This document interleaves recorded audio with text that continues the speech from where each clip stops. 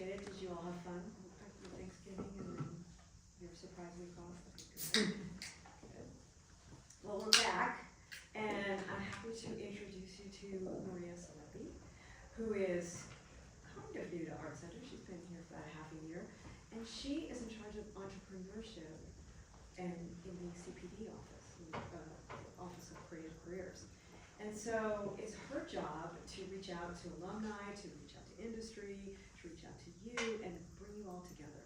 So she invited some of our recent alumni and our almost alumni to come and talk to you about what it was like to transition from school to work, and to just take questions. I mean, they're here, they've taken the truth serum, they're ready to tell you what it's really like in 2025.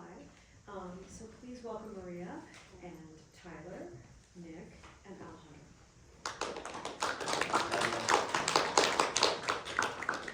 Thanks for having us. It's always fun to come in. This is my second time, but we had a lively discussion last term, and I'm really excited to get into the stories, the challenges, the joys, all the things.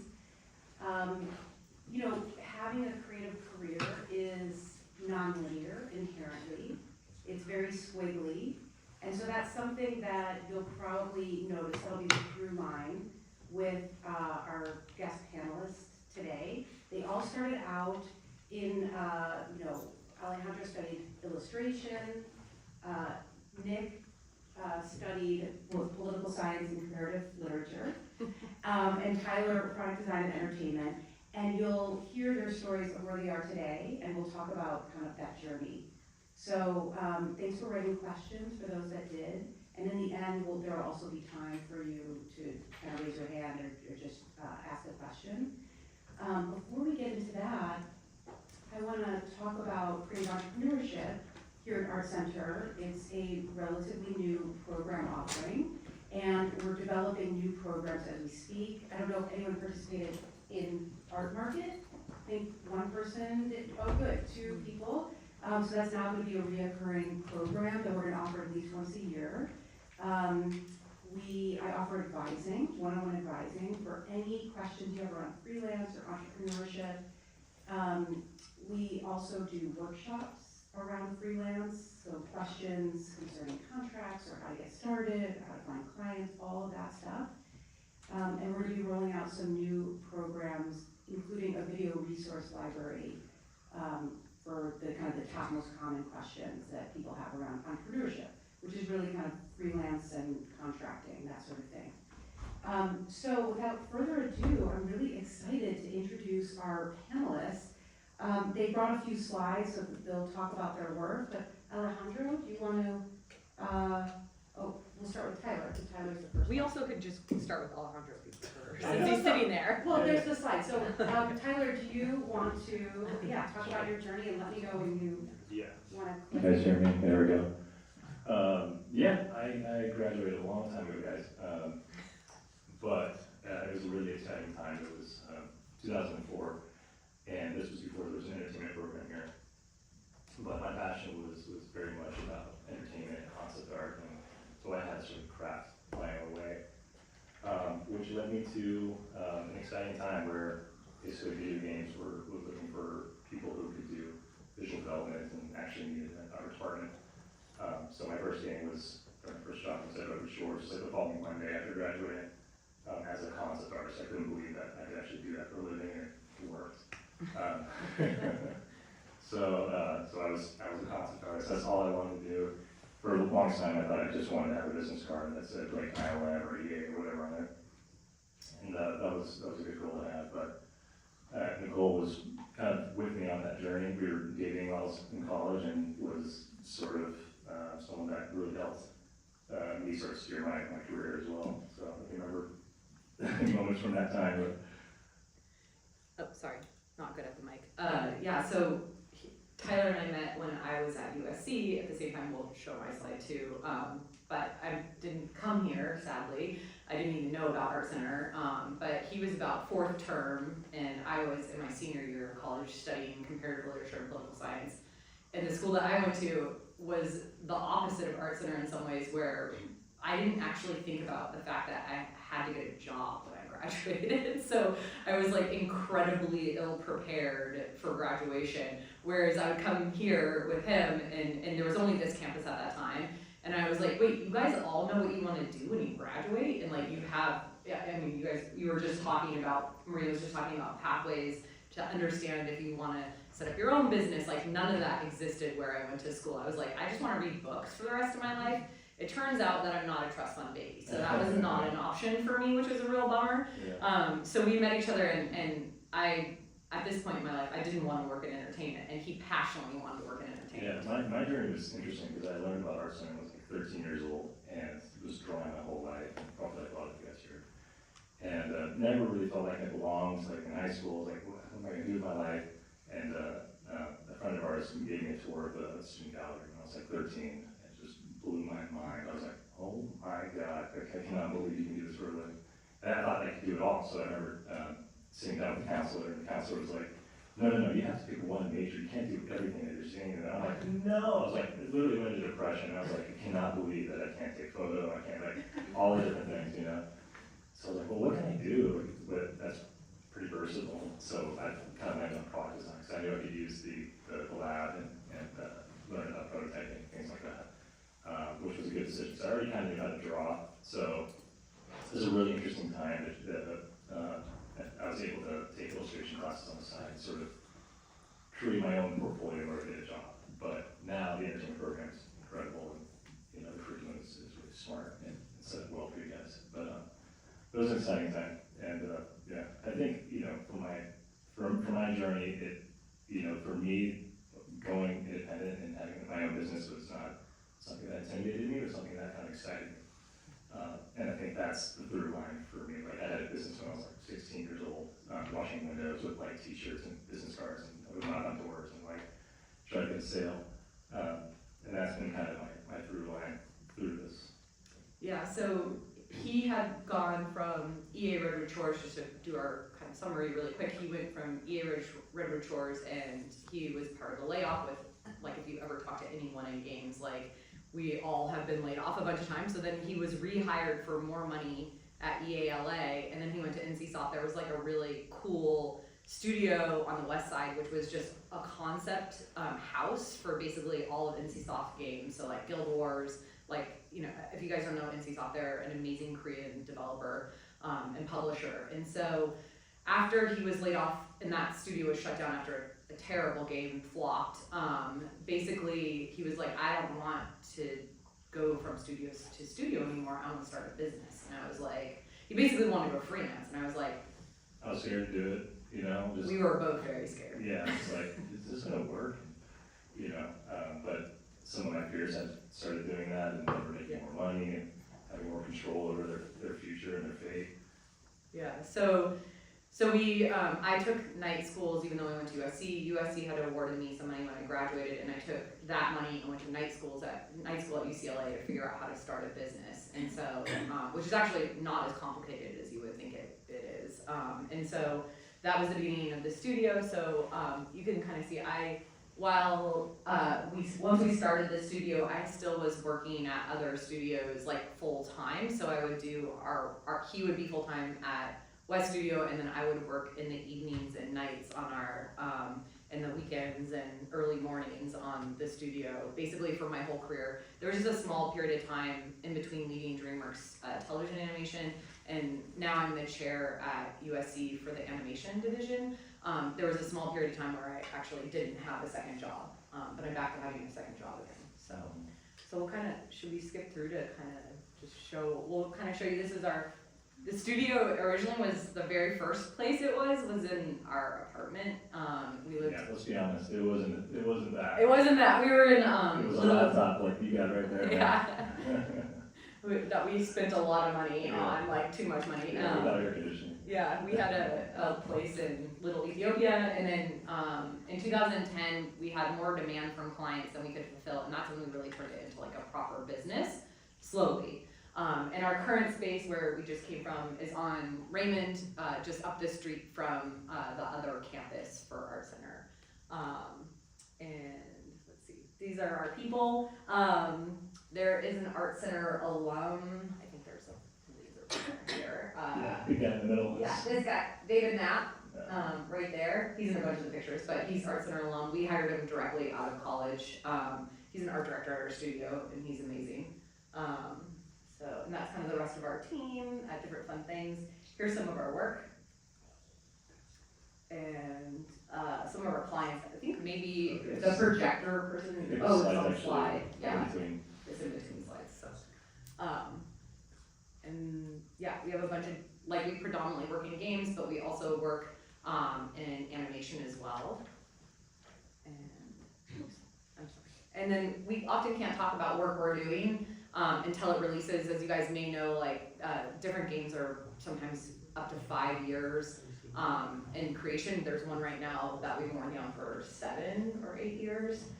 So we can't talk about these games that we're working on right now, but a lot of the work we work on, we actually can't talk about. So what we do as a studio is we create artwork in a myriad of different spaces. A lot of times we're in the initial ideation or the building of an IP, and then we actually help create all of the 2D, so not CG art for a game. So we're kind of defining the look, building the world for them.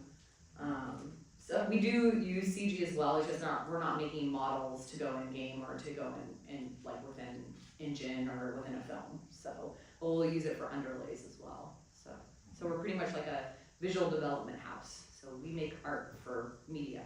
Yeah. I don't know if you guys wanted this kind of the seed idea for our business, but basically when I was at those different studios, I was noticing that, you're part of like a team of concept artists that are in-house, and your art directors, usually they bring you on for a specific project. So I was hired for like Godfather game, period piece, no problem, I can do that. And then that project wrapped, and then they're like, well, what do we do with Tyler? He's an employee here, yeah, well, let's put him over on Lord of the Rings. I was like, okay, I can do fantasy, no problem, did that. And then that project canceled. It's like, okay, now what do we do, Tyler? Okay, let's put him on Sims. I'm like, Sims? I'm like, I don't think I'm the best person for this. Like, and it made me realize that the whole thing is kind of broken. Like, basically, art directors would get frustrated because they're sort of forced to use these artists that are in-house, and they like them, but if you want the best results, it's better to really hire someone who's really passionate about that thing they're doing. So the example I gave was like, if we're going to do a Dragons project, we know we're going to hire Kyle. Kyle loves painting dragons. He paints dragons on the weekends. He's looking forward to build the dragons and all he thinks about dragons.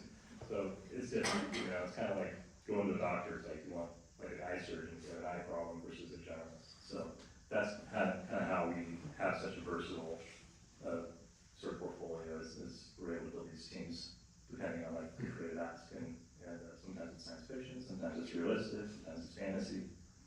So Cool. And Alejandro? Okay, cool. That's really cool. Thanks, guys. Yeah.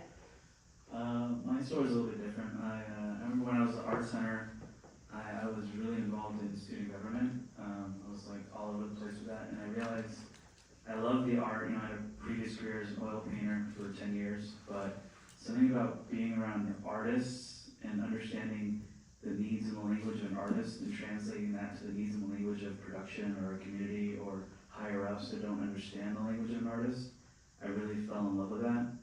So after I graduated, I went looking for work in 2023, and boy, that was a great time to look for work.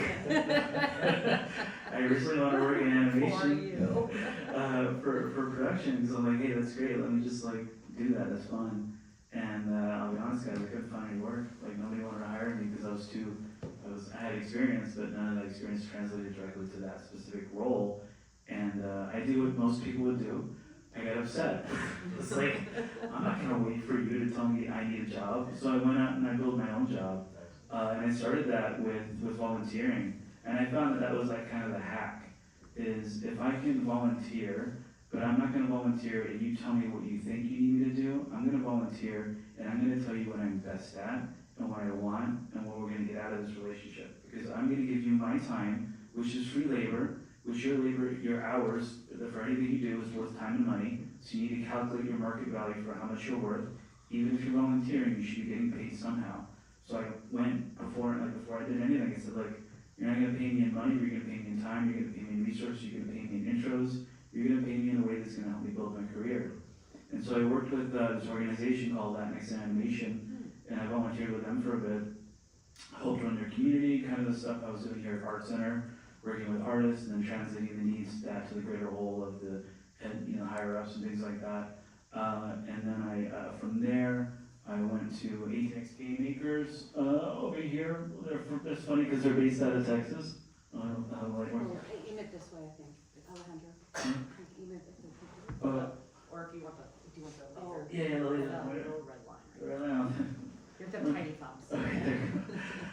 ATX Game Makers, I worked with those guys for about 6 months. So Latinx and animation was animation based, right? But ATX Game Makers, as the name says, it's games related. So I switched from animation to games because it's all creativity. And then when I was working for ATX Game Makers, volunteering / getting free experience, I got picked up by a startup called Gamers Home. And I worked with Gamers Home for about a year. And while I was in Gamers Home, I managed all the marketing. And it was one of these, and again, you learn early on, you learn fast, but you have to establish market value for what you're worth. If you're not going to get paid in cash, but you have to raise equity, or you have to raise,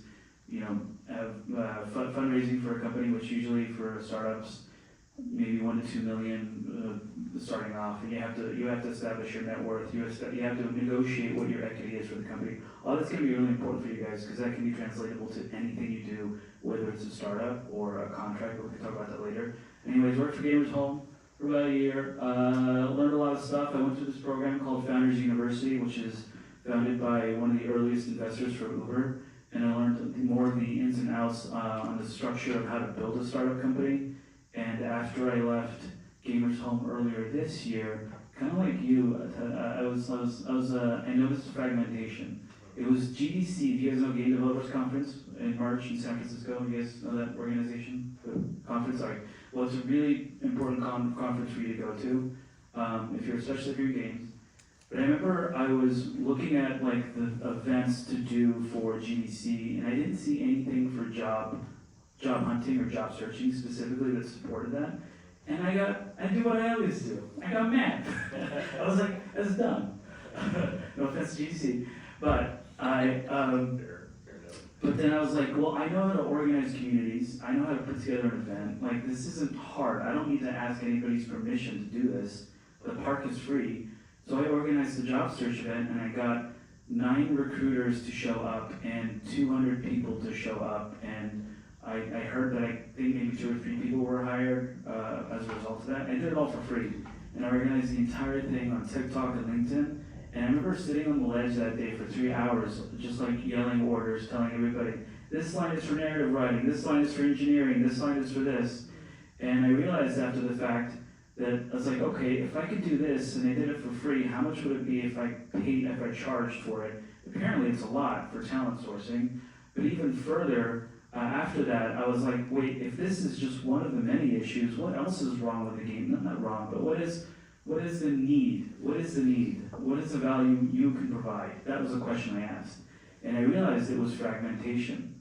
And so I then spent the next few months, the next, say, 8 or 9 months traveling all over the country, hosting meetups, meeting with game developers, hosting Rodo events, and I started to collect data on game developers and what they're looking for and what their funding ask is and what their game's about and their team composition. And then I started to pick up conversations with companies like Amazon Web Services and Minimaps in South Korea. And I gave talks at places like GammaCon in Mexicali and Afro Animation in Burbank, and even led a community room at PAX West. But all that is to say is like, I did all that because I was just searching for something that was a gut feeling, and I knew there was something there. The fragmentation was what was really bothering me. And so now the business model that we're building at Rodo is to, if I can get it to click. Sure. Oh, wait, this is like some of my traveling. Like, I go places, you gotta go where the action is. Apparently the action is at farm ranches with horses and animals.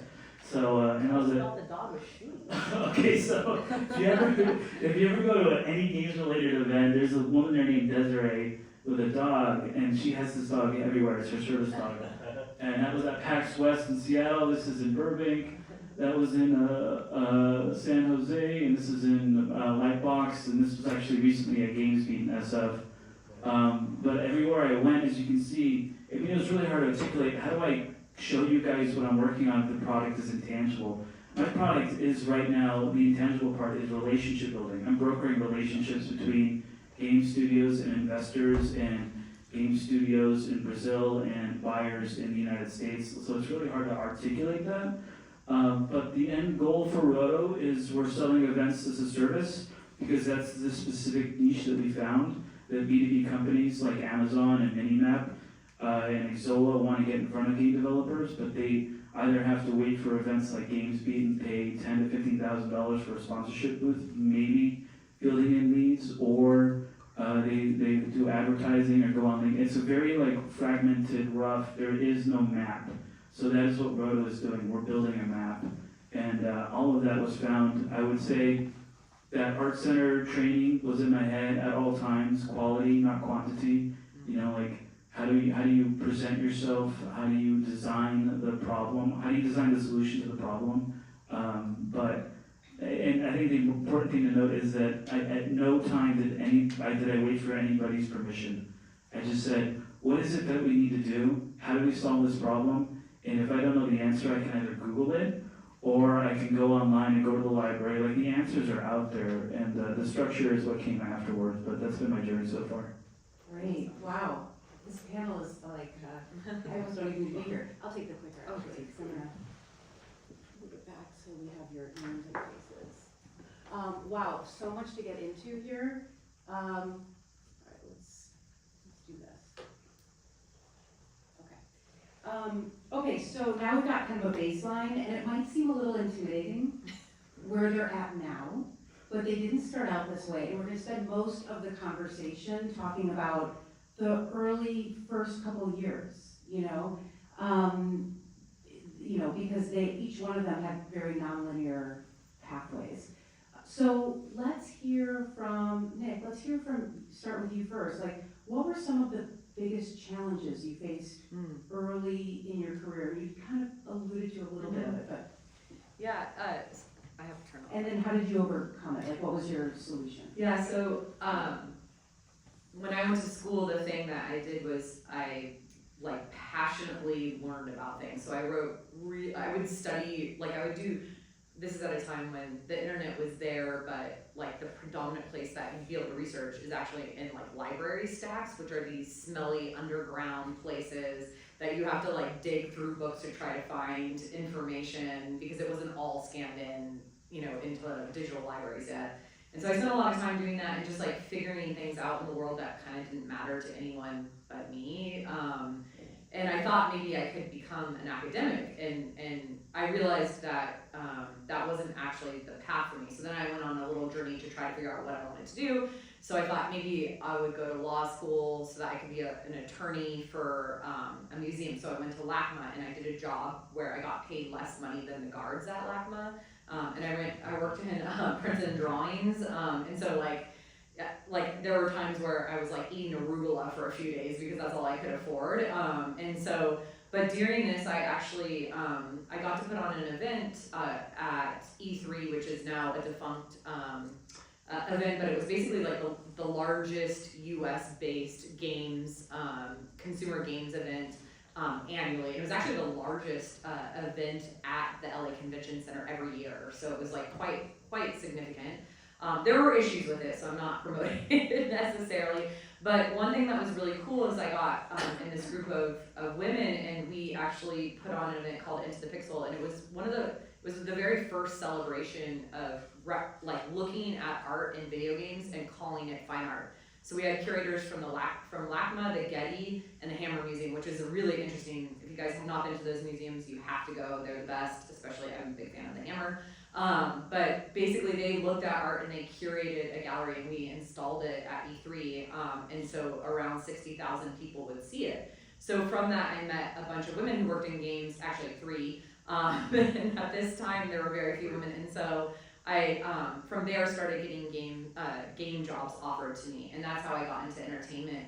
I think an interesting thing to just bring up is that failure sometimes reaps, or what feels like failure sometimes reaps great rewards. So I was at EA, and for 3 years I worked on a game and dedicated my life. I spent about a month and a half in China every year away from Tyler, sometimes 2 or 3 months.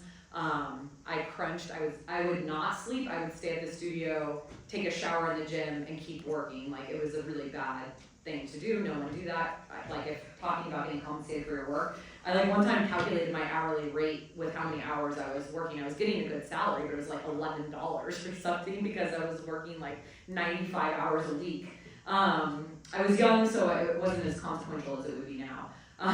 But basically, in beta, EA shut down our game and laid everyone off. We had that experience where you get locked in a room, and they lock you out of your computer. So you actually cannot say goodbye to your teams in other locations. It was like totally out of a movie and horrible.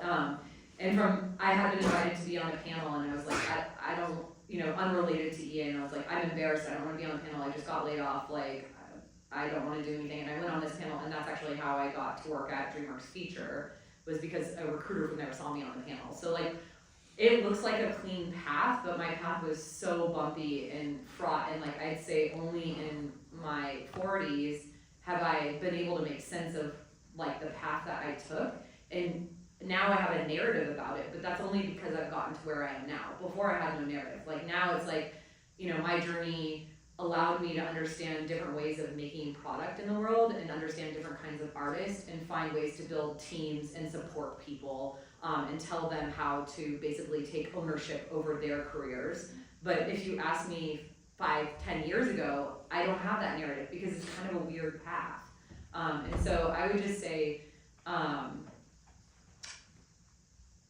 just accept that you can't control it all, but look for opportunity even when you don't feel like it.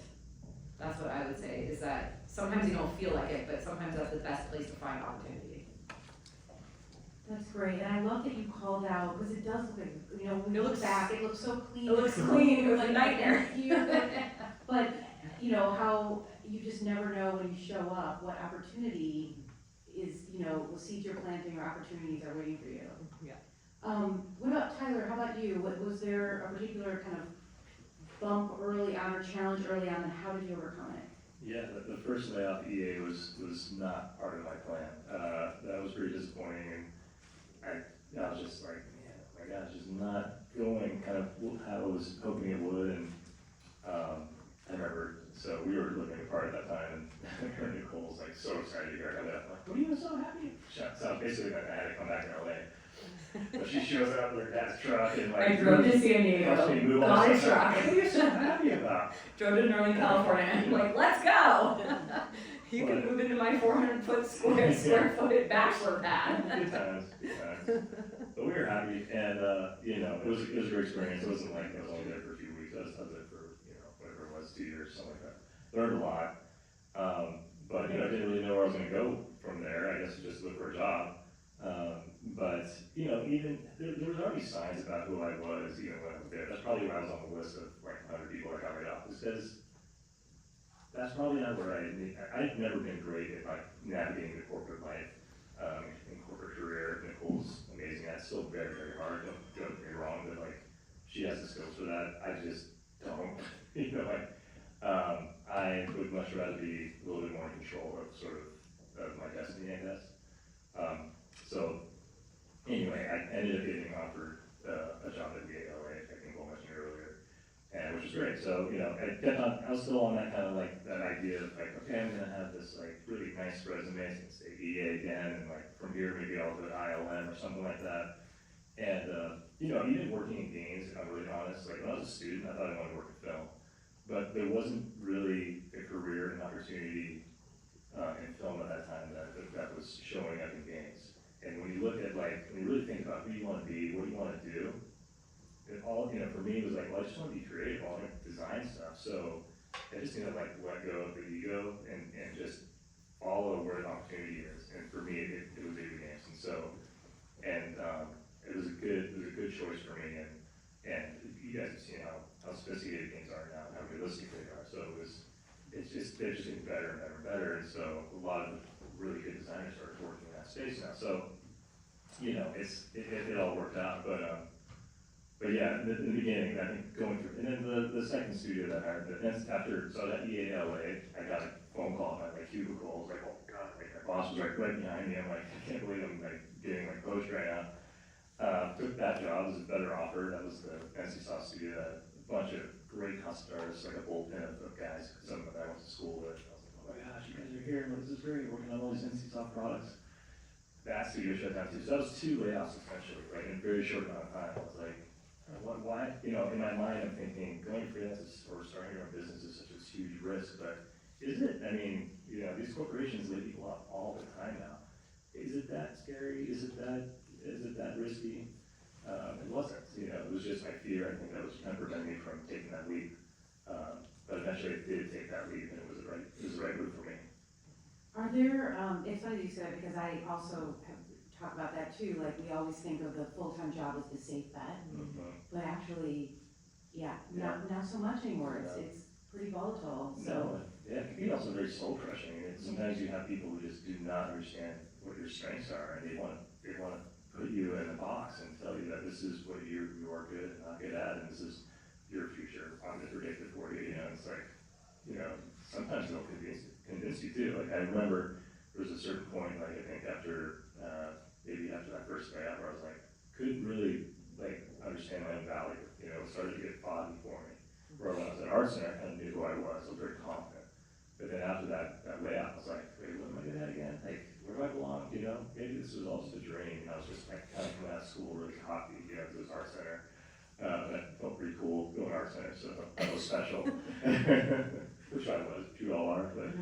What skill or skills do you think are and this is for you to start off, Alejandro, are most critical to start, once you're out and kind of professionally looking for, you know, a job, or the first couple of years, what skills?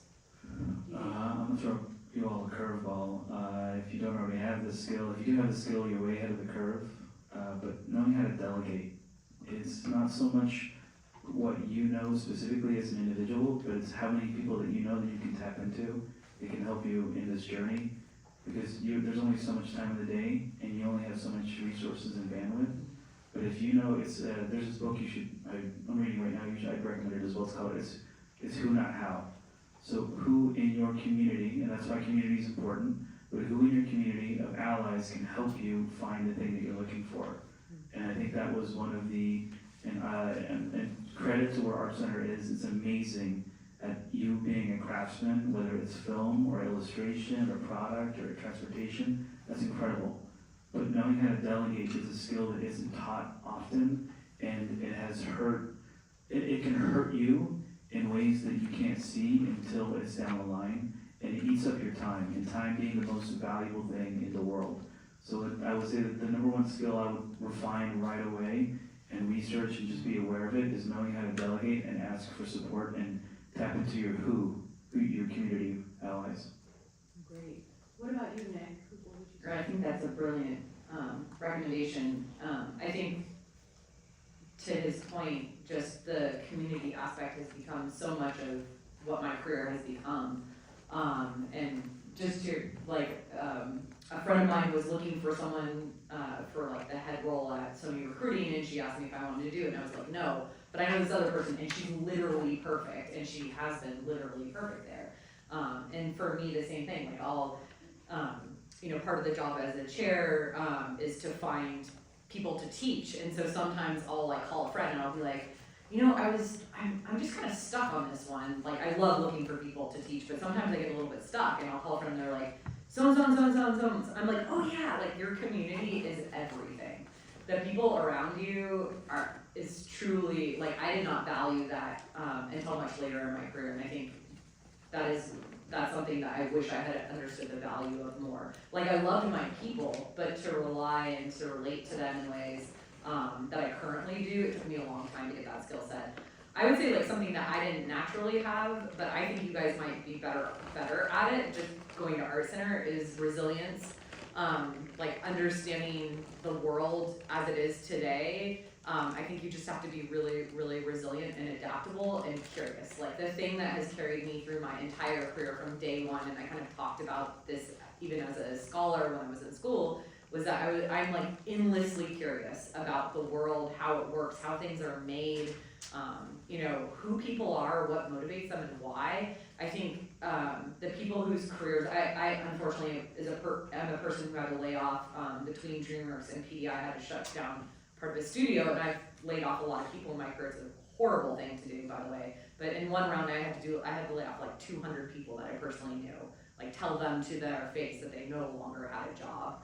And I'd say that the people who survived and were able to maintain their job in the industry, they were all really curious people. And so I'd say, like, never lose that, especially as technology changes. Like, it has changed so much in our lives and in our careers, but it's going to be exponential in yours, for positive and negative, as we all see. But being curious and like, oh, what's that tool? Why are they using it? What's it good for? Why? Like, I still do that all the time. I was on the phone with a professor the other day, asking him about what Netflix was doing with Blender, just to see, like, I'm not an artist, but I'm curious about how things are made. That's great. And Tyler? Yeah, I think delegating is extremely important, just going back to that. I 100% agree. I think it's a difficult thing to sort of do. For one, you're giving up kind of control, and you're trusting someone else to sort of do this thing that you hope they can do better than yourself. It could be as simple as like the graphics for your flyer, you know, like oh, I can do that, I can get on Canva, but like there's people that are truly gifted at these various things, and if you get someone's help who's that's their thing, and that's what they're passionate about, it's the same way you're passionate about design or art or whatever it is, the results are incredible. And it's like, oh my God, why did I wait so long to do this? You know, like you just become stronger and stronger and stronger, and sort of your vision, it becomes more of a reality by finding those kinds of people and bringing them in. And so yeah, that's worked really well for us. Okay, so this is some student questions. How long did it take you to get a job after you graduated? I can go first. I actually worked at a bookstore for $7 an hour immediately after college, but my first real job, it took me about 8 months. And how was it, like, did you know someone, or how did you actually, what was the... Yeah, I got a job that I hated, by the way, and was not right for me. It's not even up there, but I worked, while I was at USC, I worked for a nonprofit called Swim with Mike, which provides scholarships for people who've had a traumatic event and have become disabled in some way. And the initial, like the way that this nonprofit was started, the person named Mike, he worked for Capital Group, which is a mutual fund company. And so I went and worked in corporate law at Capital Group, and I had to wear nylons. They were required. Did the guys too? No. Okay. Yeah, that wasn't fair. What about either, do you remember? Yeah, I started the following Monday. I remember like relocating, flying up to the Bay, and but that was honestly, that was kind of part of the plan. I really wanted it to happen like that, and I was doing a lot of networking, job searching, going to E3, which isn't around anymore, but these different GDC, knocking on doors, printing out my profile. I would spend hours and hours and hours in the middle of the night at Kinko's, printing these Actodia portfolios before, you know, you could give them a USB, I guess, at a certain point, but it was just, that was the most common way to do it back then, and it was exhausting.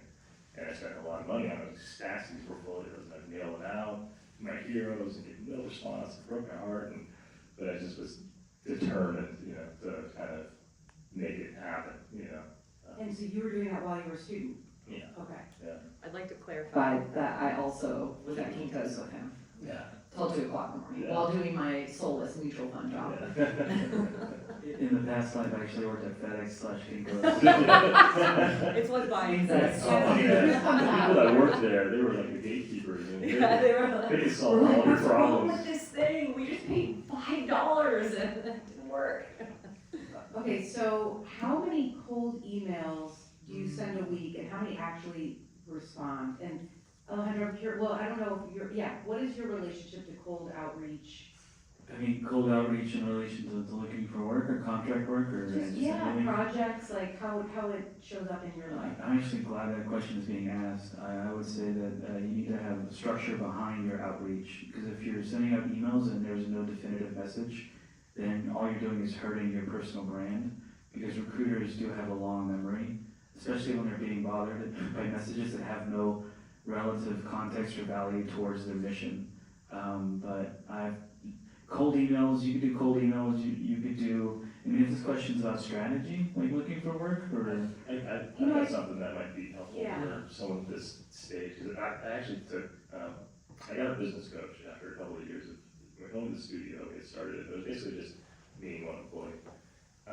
And I realized that I was so focused on production that I didn't really know anything about marketing, nothing about sales. Nic learned about finance, I didn't have to really kind of worry about that as much. But it's all connected, it's all related, and every business sort of has these like sort of 5 departments, no matter what business it is. I didn't really want to believe it at first. I'm like, concept art is not like being a dentist. I'm like, yes, it is. You have a product, you have, there's finance, there's marketing, there's sales, even for that. One thing that you can look at, I totally agree with you, by the way, you have to be smart about it, because you don't want to just shoot off random emails that are, that you haven't put a lot of thought into. They'll just get ignored. And it could make you not look like you care about their mission in the end.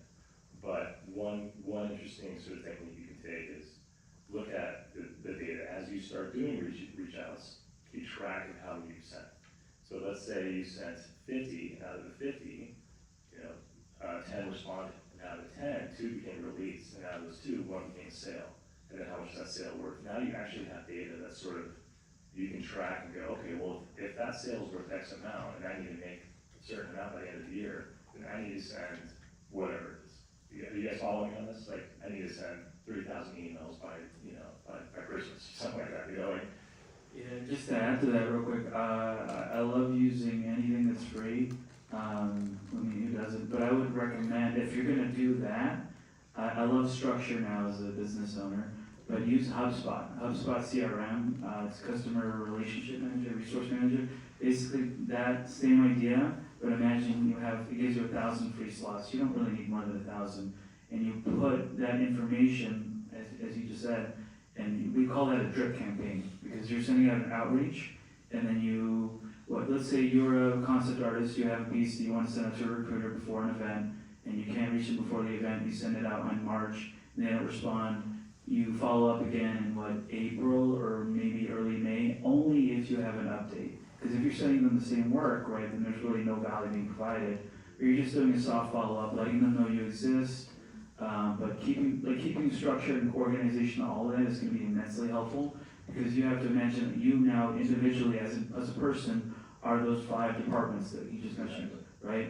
And your sales is, the reality is we've been selling our whole life, so we can move past that notion of sales is scary. No, we've been doing it actually every day, but you're selling your service, right, in the goal of getting a contract job or a full-time gig or whatever your objective is. But really, you need to have structure behind what your mission is, because otherwise you're going to be you'll reach a point where you're man, I'm not getting any work, I'm not getting any follow-ups, no one wants to talk to me, XYZ. But that data is immensely helpful for you, whether it's a job seeker or a business. Can you clarify what you mean by structure? Structure in the sense of the sales, the CRM, organizing all of the data, the emails, names, where you met the person, but more so, let's look at structure for the day-to-day. So for example, before I drove out here, I wrote a 2-page thesis on a Google Doc, and I said, what is the mission of me being out here, and what is the ROI? And I'm going to run it through I'm getting really technical, but I'm going to run it through my FAST qualifier. My FAST qualifier being, if I'm going to come down here, I need to get something out of this that isn't just giving back to the community, which I love, but I need content, which is why I'm recording this video. And I also need to have 2 meetings set up while I'm here, and those 2 meetings need to lead to some sort of business for my next quarter 1 for Rodo. And if I'm not doing that, and I don't have that structure set, and I don't have that timeline set, then I'm not going to do it, because it's not worth my time. And the first thing we said at the very beginning of this panel is that your time is the most valuable thing, and you have to know your market value. So that's what I mean by structure, is you need to treat yourself like a business, and you need to value your time as such. And the funny thing about that is, the more that you take yourself seriously, the more other people will still begin to take you just as seriously, because they can see how much you respect your time, which means you respect their time. Yeah. Does anyone want to follow up on that? I just agree. great. How does your portfolio now compare to the portfolio you graduated with? Want to take that? Mine has not changed that much because I still love the same things I loved when I was here as a student. But my God, you guys are so good now. Jeez, I could never get a job today. No, I'm kidding. I still do paint, I still do design, and I still love it. But the people that we hire for these teams are just phenomenal. It's just incredible. And you know, when I graduated, there's probably a couple hundred people that digitally painted like at that time. Like, I'm not even exaggerating. Like, I started with chalk and Prismacolor here at ArtCenter, and we switched to Photoshop. It was like third term. It was like mid my time here, and so there's just a lot of people that are doing that, and it was great. We're getting like workshops from like Craig Walls would come by and talk about his experience, like doing his first games with a mouse and stuff. It was a really awesome time. But so you have to be generous, is, you know, because, you know, if you'd be maybe two people, you would have two concept artists on a huge team back then. That was it, maybe, if they were lucky. And they would send you everything, you know, like, I need an environment, I need a character, I need a vehicle, I need a creature, you know, and it was fun, it was awesome. Like, you got to work on a variety of different things. But now, the best artists are specialists. They have their one thing, you know. You want a really beautiful, futuristic spaceship, hire Daniel Simon. You know, that's, you know, and other people that just want to do vehicles, that's their specialties. Or, you know, hard surface, or it's, you know, ZBrush, sculpting of creatures, things like this, you know. Just industrial design for architecture, you name it. And they're phenomenally good. And so it's so cool. Like, we have a thing that we do every week where we go through all the different art directors which present their projects and kind of what they've been up to. And they just kind of throw in their highlights from the week. And we all just sit there just like, oh my God, like it's so much fun. It's so cool. And that's the beauty of sort of like your guys' generation, is that you can just get into that one thing that you're really passionate about, and there will be plenty of opportunities because there's so much content now. There's so many people that know how to do this, and it's great, you know. I've got a question, and I think, Nick, this is for you, and feel free, you two can join in. Yeah. But since you also have a past life as like talent director and hiring people, hiring creatives, what's usually the deciding factor to hire or not hire someone? And then the follow-up question is, how do you assemble a good team? How do you know if it'll work? Yeah, so the place I first got to build a team was actually at EA, which was really fun, and it was based in LA, but then we had our largest team in Shanghai, and so I learned a lot from that experience from building there. And then I went over to DreamWorks Feature, where I worked on all the feature films, feature animated films between PDI and the Glendale location.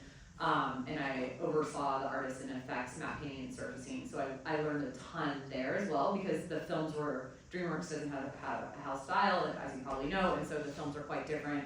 And effects artists are like my absolute favorite. Like, if I had been born in a different generation, I think that's the job I love, because it's like a scientist mixed with an artist. And this was a time when there was a lot, like, I was working on Dragons 2 and Home, where they were doing like Harrison, that was unbelievable. So like there was a lot of development, tool development in this period of time. So after doing that massive layoff, I didn't want to work at Feature anymore, and so I started recruiting for TV, and we were building TV up. So this is at the very beginning of Netflix actually creating their own content, and by that, instead of buying content that was already created, they would pay people to make content. And so DreamWorks actually had the largest deal with Netflix, so we created the most content for them at the beginning. So this is the very beginning of streaming video on demand, or whatever we want to call it. There's so many different things that mean different things and the same thing. So we built the studio up to about 600 people, and so my job was to look at how we move around 600 people across 20 shows in production that were completely different from each other, and about 60 to 70 in development. And so in terms of building, like, I think that the most important thing for someone who's building a team is to think about, like, who are people, what are their strengths, and how would they work together. So I often got the opportunity to, like, look at the showrunners or the executive producers, kind of the same thing,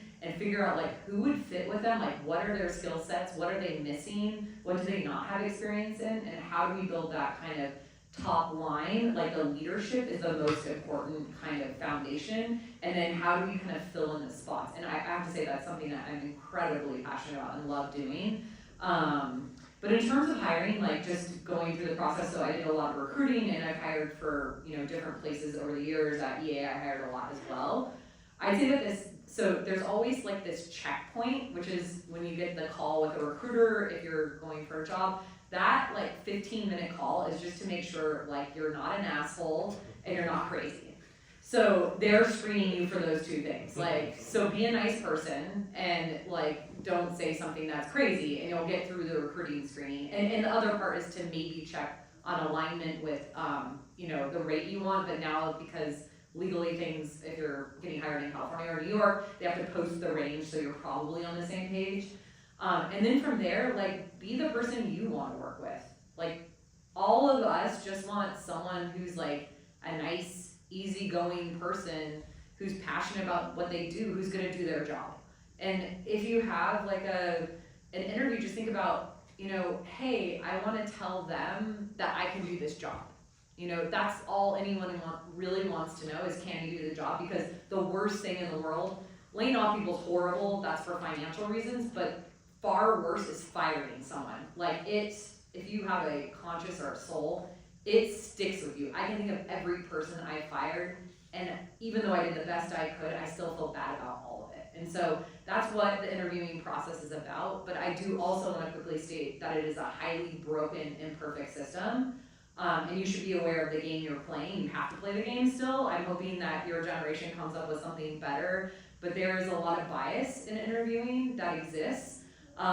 It's not a great system. It's humans evaluating other humans in a short period of time. Like, would any of you pick your life partner or your best friend after a 30-minute meeting? Probably not, because that's not a good idea. But it is the way we handle things. And so it's not a perfect system.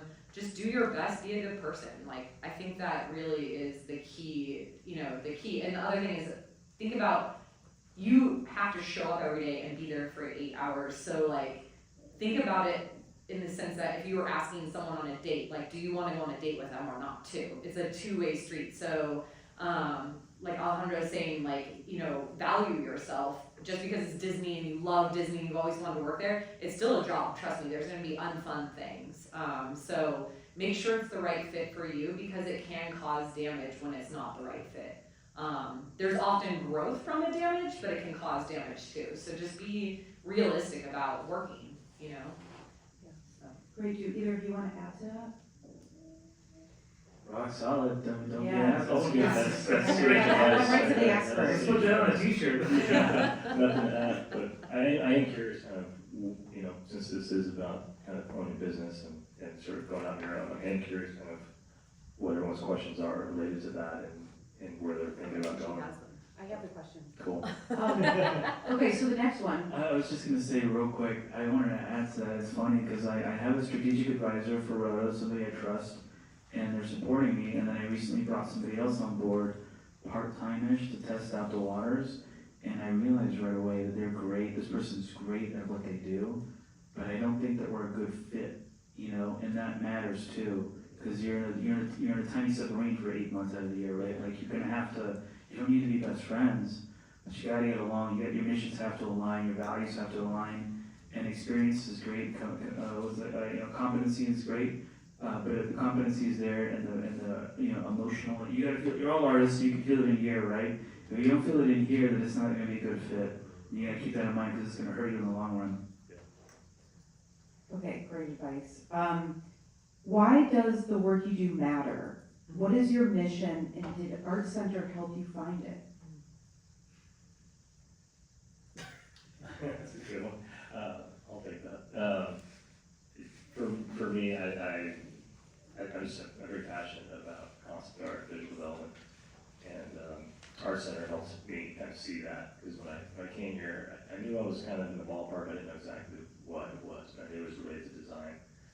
And one of my friends, Patrick Hannenberger, he's in the industry still, has his own business, but he was doing this like fantasy train model, and I was like, what the heck is this guy doing? Like everyone's so serious in transportation. He was in transportation design, and everyone's stuff was so slick. And he's got this goofy German, weird fairy tale looking train thing. I'm like, what in the world? And he spent forever on it, like every little detail, but I was like, dude, he's so brave. I'm like, this is insane. Like, I see you, man. I see where you're going with this. Like, it's take these skills, but put them where you want to put them to what you're passionate about. You don't have to be what came before here from ArtCenter. So light bulb went off, and this, it was just one of those things where it's like, okay, that's why I feel like ArtCenter helped me kind of find that for me. And in terms of like why it matters, I personally feel like we all vibrate off of good design, off of great art and great work, whether it's a film or a video game and whatever it is, doesn't matter, music. And I want to participate in that. I also want people to be aware of it and to also encourage that, because there's plenty of business folks out there who are not valuing content, the quality of content as much as they are like looking at the profits of things and what the next big thing is going to be or whatever it is.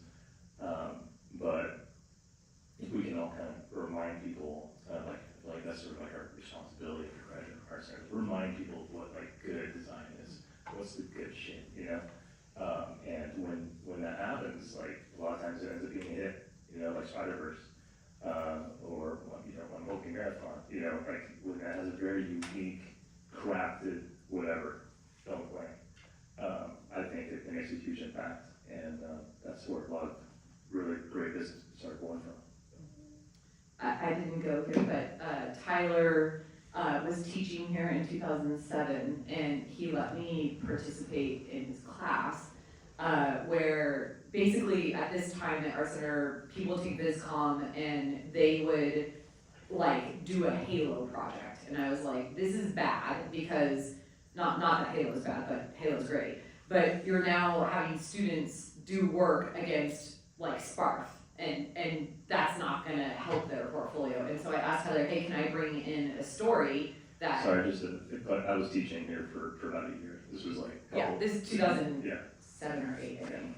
Yeah. And so he let me come in, and I'm a big reader, and so I would be like, this is a story no one's ever seen before. There's not gonna be competitive, portfolio pieces. And so he let me come in and present the story so people wouldn't have to read the book.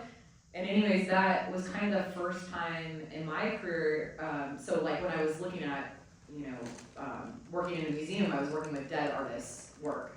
And this is my first time like really understanding that I could help living artists do something with their career, even though I'm not myself an artist. And so we had a student who we're still close with, and he like took this story that I gave him, and he made the strongest student portfolio piece I've still ever seen. And that like something clicked in my head. But for me, like ArtCenter has been incredibly important. Like all of our friends call me, like they forget I didn't go here. I wish I could have gone here. I would never have gotten in for anything, but it's really influenced my life for the same reasons that Tyler said, which is basically like I got to learn about design and how it influences my life, and I love this place. What was the story? I'm curious. That one was Ursula. It was like a little known sci-fi short story. But I did Cat's Cradle for one semester. Like I would try to find really off the beaten path projects so that like people wouldn't really know, but I would write up whole character descriptions and be like, this is who the character is, and they could pick between them. So I was like, they're not gonna read the book, but I'll read it for them. That's really cool. And what was the question again? Well, I would love to ask the next one to you. Okay. What specific skills or projects or experiences that you did at ArtCenter that set you up for your career, or at least, the first job or two? That's a great question. Does anybody here have you taken Design 2 yet? Raise your hand. I had John Nguyen. Who did you have? I had John. John's tough, right? He's tough. He's so tough. So it's funny, there's a few classes, I'll still, Michael Humphrey's background painting class, tough one too. John Nguyen, Bob Cotto's class, those are like the three off the top of my head. But it's funny that, I came into ArtCenter with a traditional artist background. I was an oil painter. I could stretch around canvases, I could paint like Rembrandt because I studied with artists that could do that.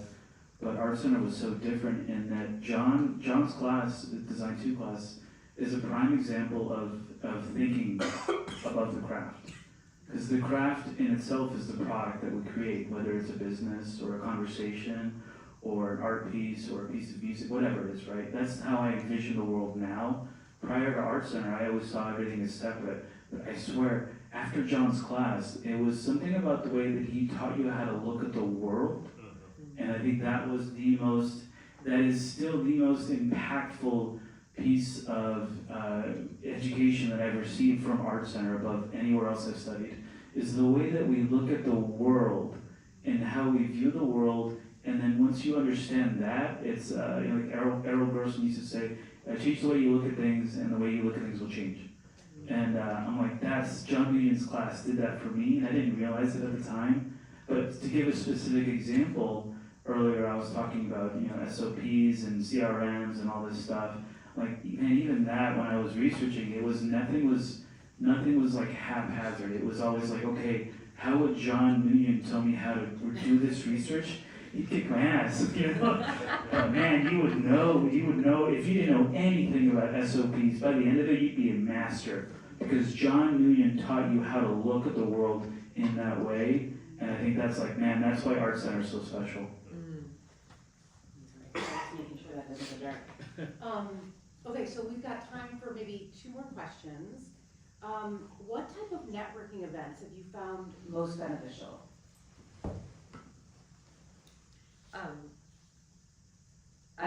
Maybe I'll just say something about networking because I'm not a natural salesperson. It makes me nervous, like you were saying, and I was actually viewed myself as someone who's really poor at networking. But what I realized over time is just being curious about other people is the main thing. So whenever you're around like-minded people, it could be like a dinner party, it could be some random bar that you're at, like it could be at anything. So my thing is just be curious about people in the world, and you'll be surprised by the results, and that is actually kind of networking in my opinion. Like I often talk to my students about the fact that the best part of networking, in my opinion, in animation and games, is like we're kind of all really obsessed with art, and like you find a like thing, like maybe someone else loves the same obscure anime as you or French film, and you could talk about it for like 4 hours, and so I would say don't be yourself. You may have to push yourself to be more extroverted than you are naturally, like I do. I'm more of an introvert, even though it doesn't look like that because I'm on the stage right now, but this takes a lot of energy for me as a person. And so just think about the things you're passionate about and be authentic. Those are going to be the connections that are real and sustaining and that help you in your career and help your community is what I would say. I don't think there's a single event. I think any event can be useful to you. I agree with that. I just will add, whatever the event is that you end up sort of planning on going to, you buy the ticket and whatever, you get accommodations, it's a big investment, I get it. Just make sure that it's worth the investment before you get there. You touched on this a little bit, we book out I don't leave it up to fate. I'm not waiting for someone to email me when I post that I'm gonna be at some event. I still to this day, make sure that I'm making it worth my time, and that every single day is booked up with me before I get there. And that starts months before the actual event. So just do that. Make sure that you're putting in that time and that energy to make that event memorable for yourself. So when you come away from it, you're like, that was awesome. I met all these people, that came in from all around the world. That's the special thing about those events. That's why people go to these expos. It's because it's a chance for someone who's normally based in Paris or normally based in Vancouver. They're all there at that time, right? For whatever it is that you guys are passionate about. So take advantage of that. That's your moment to shake their hand and get to know, how you might be able to help them. I agree on both of those, and I'll just add to that as someone who hosts events all the time. The best networking event is the one that you host yourself. because you are the center of the attention. You're not like, looking on the spotlight, but you're the person that brought the people together, and intrinsically that creates social value around anybody who attends the event because you're automatically the most important person in the room. Speaking of that though, you can do that, and you can do that and be an introvert, because I'm also an introvert as well. But to add to that, being the most interesting person in the room, I've found, doesn't mean that you have the most interesting stories. In fact, I found that the most interesting person in the room is the one that asks the most interesting questions to everybody else. Because if you do that, you make other people feel valued and special and cared about, and that's the kind of emotions that you can tap into, and people will remember you for that. So if you're gonna go to your next networking event, keep that in mind. It's like, okay, like you're saying, like line things up, GC, PAX East, any conference, know who's gonna be there, know who the key players are. But also, maybe host your own casual meetup and invite people and kind of, like I'm doing a barbecue this Saturday, and I'm bringing in investors and real estate people, and I'm making them feel special because I'm cooking them food, and all I'm doing is having a grill, right? And it doesn't really cost me anything more than whatever Costco hot dogs cost, right? But I think the thing that I will say is I will say this, is that you don't realize how powerful every single person in this room, you guys don't know how powerful you are, right? Not just as artists, but socially. Being an artist, it contains a massive amount of emotional energy. And if you can tap into that and use that to your advantage and leverage it out in like polite ways, like don't abuse that power. You can actually accomplish quite a bit compared to other people who don't understand how to tap into that emotional energy. Because that emotion is attraction and connection, and that connection and attraction is opportunities. Well said. That's great, yeah. I've also found too, going to these events, it can be a little tough to have that entry point to like go up to a stranger. So I tend to think of a question or two as I'm going there that really anyone can answer, that opens the door, like, what brought you here, or what are you passionate about, as opposed to what you do or what your job title is. And that, once you get people talking, once you have a question in mind, it gets easier to go up to a stranger, and asking a question puts it on them, so then 30 seconds in, you're like into the conversation, you're not thinking about your nerves or, being anxious. Yeah, I'm very anxious public speaker, actually. It used to be much better. It actually got worse as I got older, which is really weird. I've had total bombs on stage. But I think the thing to remember is that your goals and your passion need to outweigh your fears. So whatever it takes, make a fool of yourself, fail. But you have to realize what on the other side of that is your dreams come true. That's great, and letting the curiosity drive you, right? Focusing on the curiosity as opposed to the fear. So as we part, I'd love, is there any last advice or something you want to say that didn't get said, that you didn't have an opportunity to say as we wrap up? Is there what's one piece of advice you wish that you'd had when you were at their stage? I think I would just say, all of you have something special. Like, I look towards this next generation with admiration and hope, and know that there's so much in you already, if you don't feel it, that you have to contribute. And even though it might not feel like the world is cheering you on, know that people are. We want you to succeed. We want every single one of you to succeed. We need you to succeed. We need you, you're part of our world too. And so know that we've all been in your shoes at some point. Someone gave us a hand. Some people knocked us down, but some people also gave us a hand. And so find that person in your world that wants to give you a hand and help you along as well.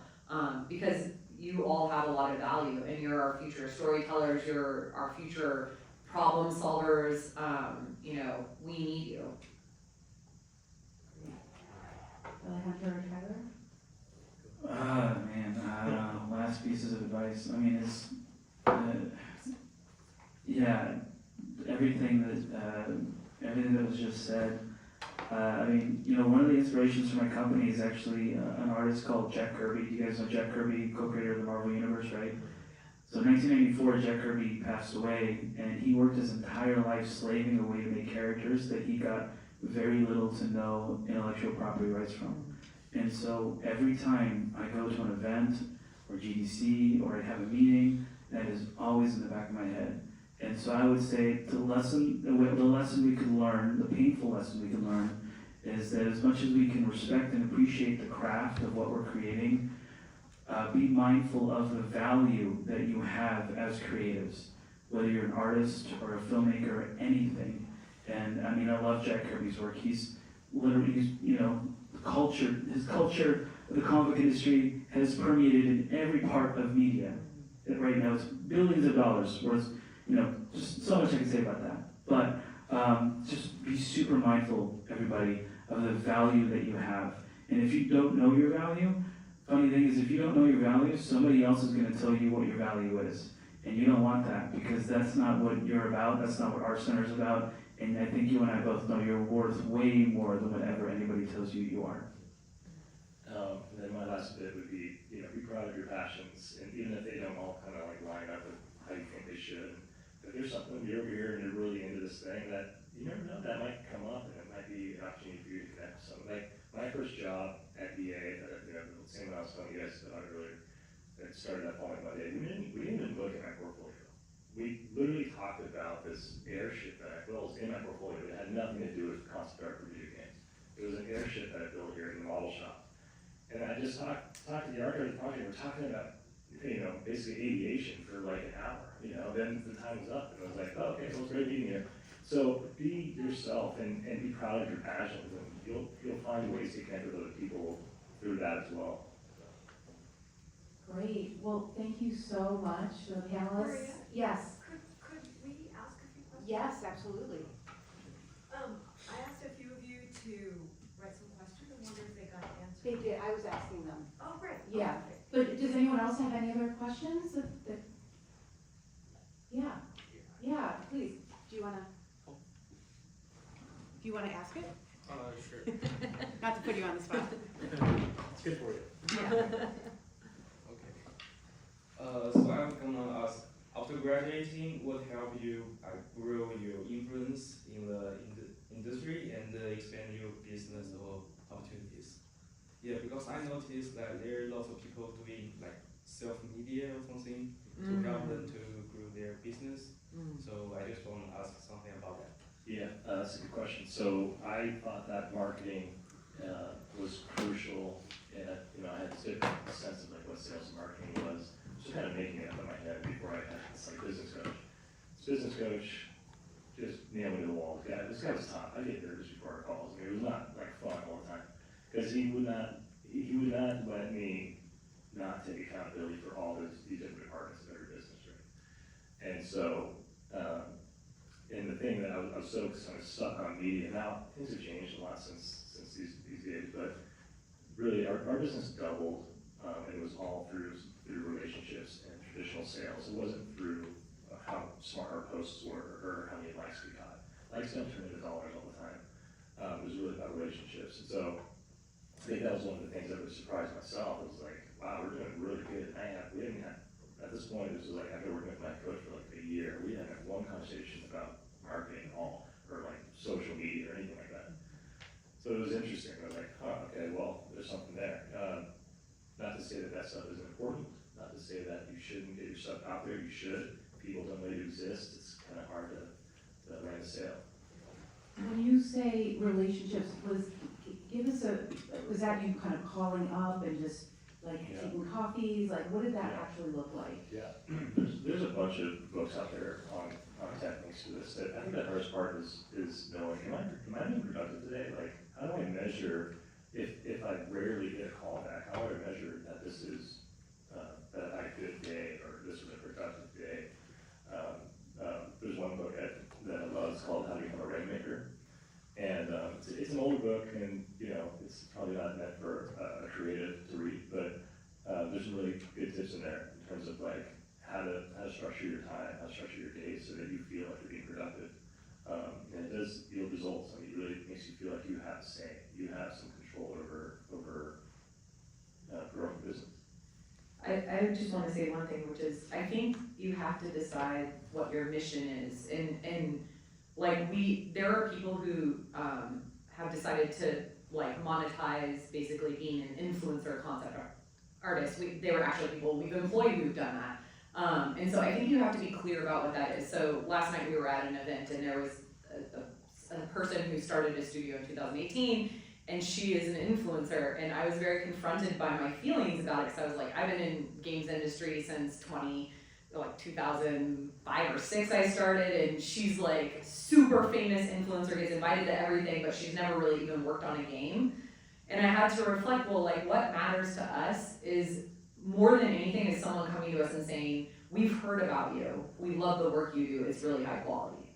Like that to me and our brand means more than 100 million followers, because that is what is of value. So this other person who I was confronted by, like I think the other thing matters to her more. So I think you have to decide in advance, like, you know, how much do you want to invest, and understanding the value will help you understand how to make that investment. Yeah, just to add to that, there's a balance, there's gonna be a balance for you. You're gonna be the two wolves inside you. The one wolf is gonna say, you need to have that marketing nailed to the T, you need to be the next influencer. And the other wolf is gonna say, you need to be a master at all relationships. You need to be like the Mecca god, knowing what everybody does at all times. And you'll have to make a choice. I will say, you have to strike the balance between both. Because I found that my success was built partially on being very active on social media, but even then I've refined my templates and how I present myself to the world. But the more important thing is that, like for the space that I'm in, and maybe this is gonna relate to you or not, but hopefully this helps us, the space that I'm in is very relationship driven, because I talk to investors and startup founders, and you know, like this is stuff that we don't share on social media. It's very private one-on-one. So knowing how to manage a conversation, be confidential about it, but still move the conversation in a direction that, like, you know, meets the metric or whatever the goal is, while still being friendly, while still being a good host. Like all of that is good for me.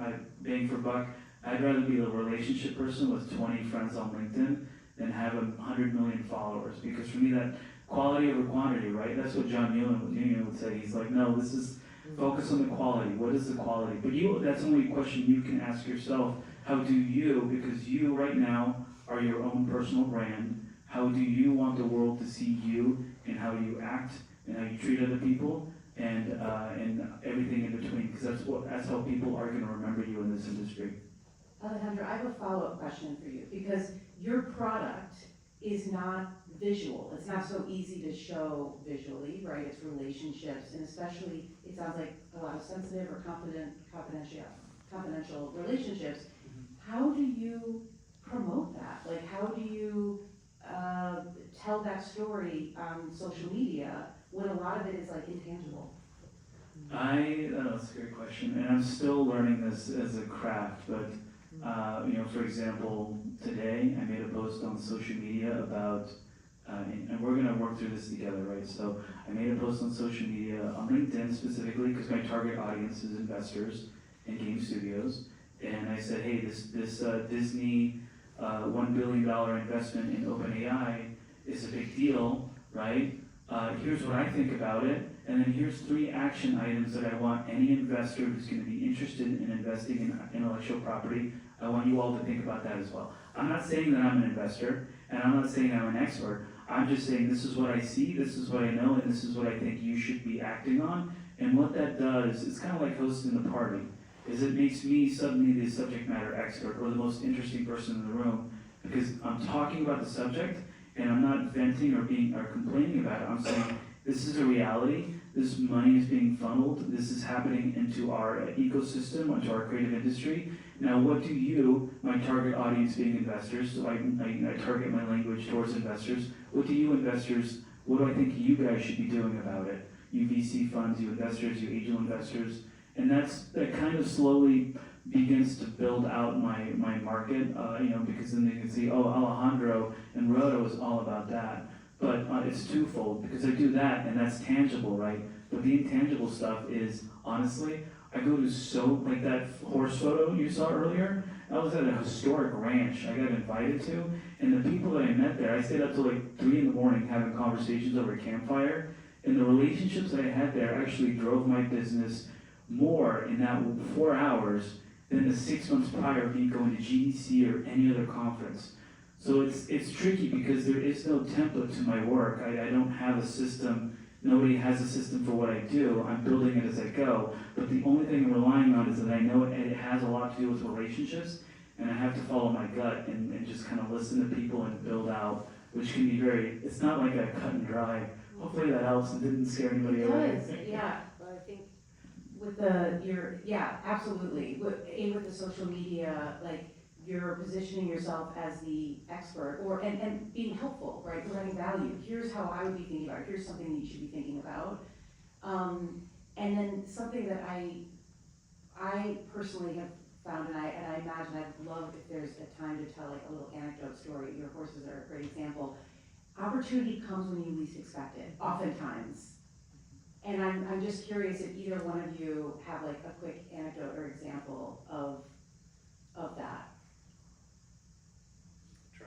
I know I'm forgetting one, but even within these like events that you go to, you spend all this time planning and getting these meetings booked, and you've done your pre-call sales plan or whatever, and you're going to go in there with your 20 questions and all that stuff.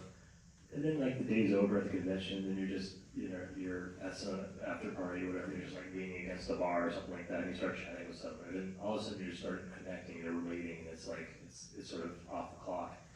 A lot of times the biggest jobs are sold that way, and opportunities are discovered that way, where you start vibing with someone, you start relating, you're like, and then it just comes up, and it becomes like trust is being built in that moment, I think there's a quote from Oprah, which is basically like, success occurs, sorry, Oprah in advance, is she one of your investors? It's where, basically, it's when you're prepared and opportunity collide. And so, I think being prepared is such a big part of opportunity, and being in a place where the opportunity has value for you, and sometimes it doesn't, and so I think evaluating both of those things is important, but, I think, and actually, there's one with Amanda here, there's a nonprofit I'm part of, called Brick, and it's a really great nonprofit, and Amanda had brought me here a couple times when I was part of DreamWorks for recruiting, business, and, I was like, I'm just gonna ask her if we can host the summit here. And we did, and it was right before COVID, it was an amazing experience, it like totally changed my life, and then we still have this relationship afterwards. So I think you never really understand the seeds you plant and where they might go, so, yeah. I love Rick. Nicole is awesome, by the way. Oh, yes, Yeah. there's another Nicole. Oh, there's She's Nicole Hendricks. Do we have another question? Yeah. Actually, should I just say it out loud? Yeah. You can hear me, right? Yeah. Okay. What strategies do you use to maintain healthy boundaries between professional business relationships and personal relationships, especially when working with creatives, or can it be both? I'd say, like, since I've had to deal with a ton of HR stuff in my career, I would just say, like, again, don't be an asshole. Like, be a good person, like, don't, I think the boundaries that are inappropriate we feel when someone's done something inappropriate or said something inappropriate, like, all of us feel it in our bodies. There's a reaction where you're just like, ugh, like the record stops, And so I'd say you should live your life in all places like that, where, like, if you don't want if someone had recorded you doing something and it embarrasses you, don't do that professionally, don't do it personally, just don't do it. So I'd say that actually a lot of our relationships are extremely commingled, like, Riot's one of our biggest clients, creative director there and art director there are married to each other, they're some of our best friends, and we, like, go on trips with them.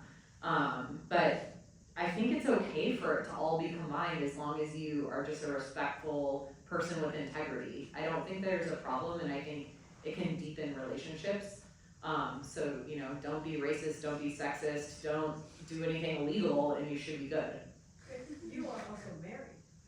We are married, Which yeah. is another level of complication that I'm sure. Yeah. we- Well, we don't see it that way, so like, we kind of feel like, just so you know, the person you choose to be with is your biggest financial decision you'll ever make in your life.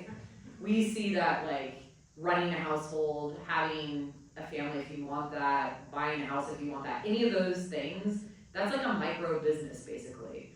And so when people say to us like, don't you guys fight all the time? It's like, well, you're running like a household together, how are you doing that? That's the same thing, this is just a different scale. And I think the other thing is we have complementary skill sets, so. Yeah, and we have completely different lanes, so we're never like butting heads over what to do, and you know, I don't look at really all that much of what she's working on, and vice versa. I mean, we appreciate what we do, but we don't get in the way of each other, which really helps. Yeah, we disagree about things, but it's just like any partnership, if you disagree respectfully and you debate something, that only makes your partnership stronger, or your friendship, or your whatever. Your business partners is like a marriage, though, Yeah. for sure. Like, you want to make sure that your values are in alignment. That is very important, that you can't get around that, no matter how polite or good you are at negotiating and delegating and having conversations about hard stuff. If you guys have different views on what the soul of your business is, it's not gonna work. And I kind of think like maybe it's easier if you're married, because like in a roommate situation, which I think other partnerships are like how do you ensure that you're in alignment in the same way? Whereas like in a marriage, you kind of have to be in the same step together. So that's, we've seen a lot of partnerships fail. I think none of them were married.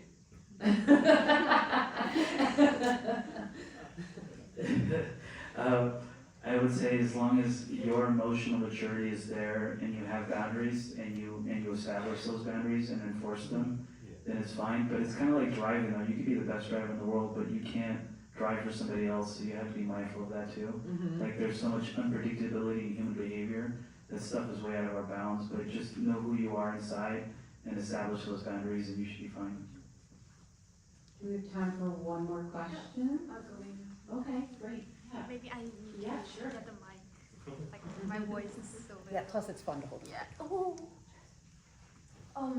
So I've been like super curious about the point that Nicole, I think you were mentioning about you working at the same time and also like building your own startup at the same time. Because I'm also like graduating and I feel like I don't want to like working at like a big company as like a screw. I want to like, I'm super like passionate about what I did for my project, so I want to like working my own like startup business at the same time, but I also like need to find a job to support like money wise.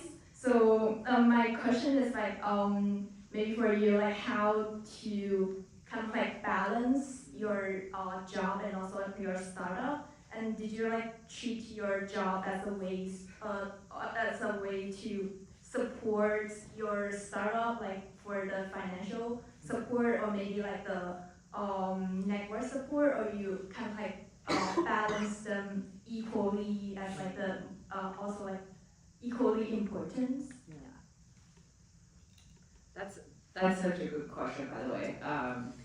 Yeah, I think the way that so financially, like I needed to work, like we both, and I wanted to work, and so, and then I always was the person who was carrying the healthcare for a long time, because as you know, in the US, that's like a thing, and so, so basically what I would do is, I would learn, so I kind of thought about it like, I'm learning on someone else's dollar. Like I'm learning while I'm getting paid in these very complex businesses, like watching their systems, learning about laws, like all of that stuff, but also planting seeds of relationships. So like the first biggest job we ever got that allowed us to like physically move into a studio was my former boss at EA hired us for something he was making. But like that relationship part just keeps coming back over and over again for us. Like my career helped fuel kind of back into our studio. So that's something that's been really consistent. But yeah, I think the balance was at times really hard. I definitely could work a lot more when I was younger. Like, I find it harder now as I'm older to have the energy to do both. I think that's become more challenging for me, especially as I've taken on We a also lot have of a roles. 3-year-old. Yeah, we had a child really late. For any women out there, if you're unsure if you want children, and you find a partner, I recommend freezing embryos because you can make a choice later. It can buy you some time in your life, if you're open to that, but that actually bought us quite a few years to make a choice, because I wasn't ready to stop having 2 jobs. So, it's hard though. I mean, my current state is I always feel like I'm not doing enough at one of my jobs, but I also don't wanna give up either job. So it's kind of something I just choose to live with, where I'm like, I wish I could do more, I wish I could be more, but there's a limitation to my time and energy, so. I think Chelsea has a burn thing. I guess I guess it could tie into like business, but Tyler, you mentioned how you thought you wanted to do film, and I have a lot of spread out interests. I feel like most artists do, and I'm trying to like piece together how that's gonna look. So I'm like, how do you navigate what's worth putting in your energy? Yeah. That's a really good Yeah, question. the thing I would always ask myself is, who do I want to be?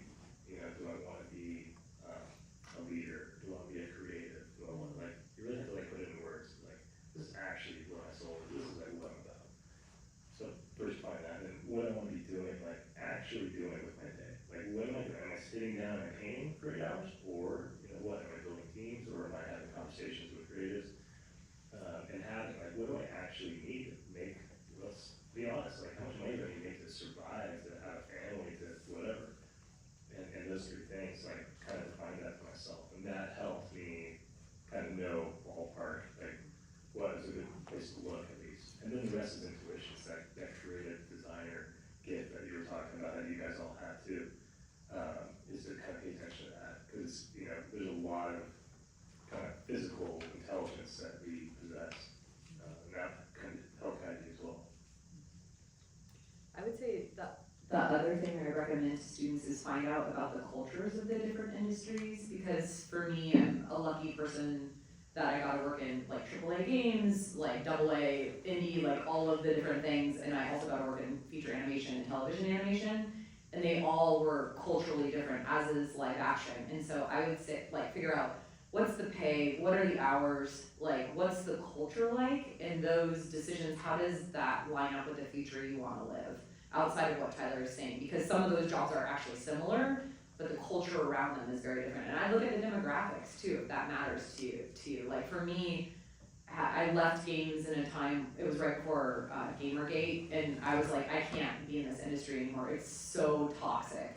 And I don't wanna deal with the sexual harassment every day, you know? And so I left for animation for a while, because I was like, I'm done for now. So I say do research on the culture. I think it actually really, there's a place you belong, and there's other places that are not as good a fit, probably. There's a book I'm gonna recommend called Start With Why by Simon Sinek. And I would say, you know what your why is. So I tell you my why.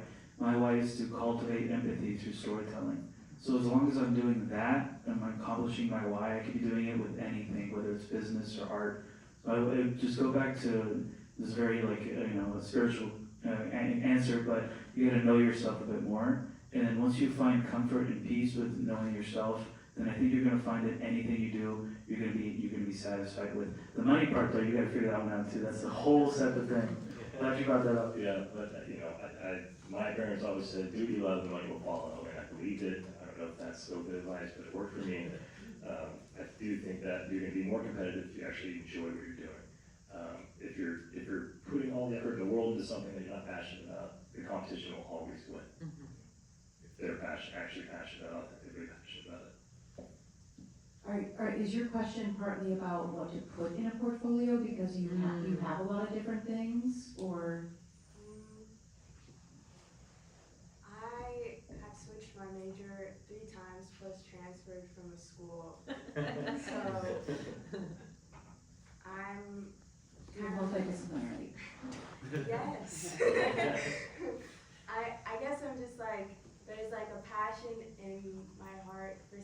that I haven't even touched because I feel like I don't know the people, or like I just have all these limitations in my mind, but I really want to just do it and try to do it. But I'm like, what if it's not for me? And yeah. I think if it's not for you, you'll learn more than if it was for you.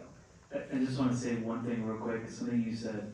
I have all these limitations in my mind. Not limitations anybody gave you. So something that, like, where is that coming from? Like, figure where that feeling is coming from and follow it. You know, like a yarn string, and then I think you might uncover more of what's blocking you. And I don't think it has anything to do with your craft because you're here at Art Center. So that maybe like that might help you emotionally figure out where everything is at. You know. And you touched on this, Nick, earlier, that, or I think, or Tyler, but, you know, it's only when you kind of look back or you have enough data points, you've done enough things in your life that you can start to see your theme or your through line. You don't know your through line when you're starting out, because you just don't have enough data, you know, you don't have enough experience to kind of draw those connections. So I'd say follow your instincts and your passion, keep doing things, and it'll be, at some point, you'll be able to look back and start to see what your squiggle looks like, you know, what that through line is. Yeah, I would say complete the degree and take the step off the cliff. Yeah.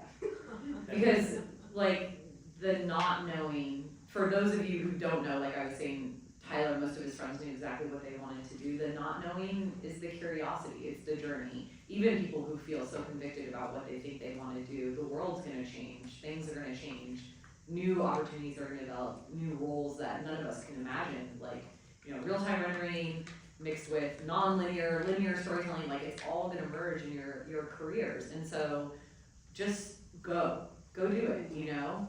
You know, I think that's the way to move forward and get answers, to get real answers.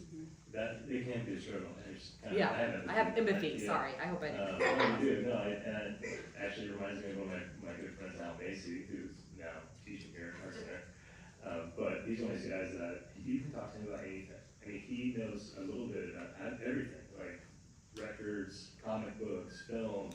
He knows a lot about a Art ton of design. things, like Knows so a lot much. about a ton of things, and that's actually been a challenge for him, because it's like, you know, he's kind of all over the place. He was when we were doing ArtCenter, and but now he's chair of art transportation. He's the vice chair. Vice chair? Yeah, so she chair. Yeah. Yeah, and he's a wonderful guy, but he's, like, that's the kind of mind you want in that position, because to be a director, to be, you know, high level creative, you can't just only know about that one thing you do. You have to be able to learn about different goals of these various creative projects and be able to kind of tap into like another space with somebody else and kind of go there with them. Your future might be in leadership, you know, like in some form, you know. I see that, yeah, for sure. Thanks. Yeah. Okay, yeah. Hi, I'll just speak, I have a lot of Yeah. words.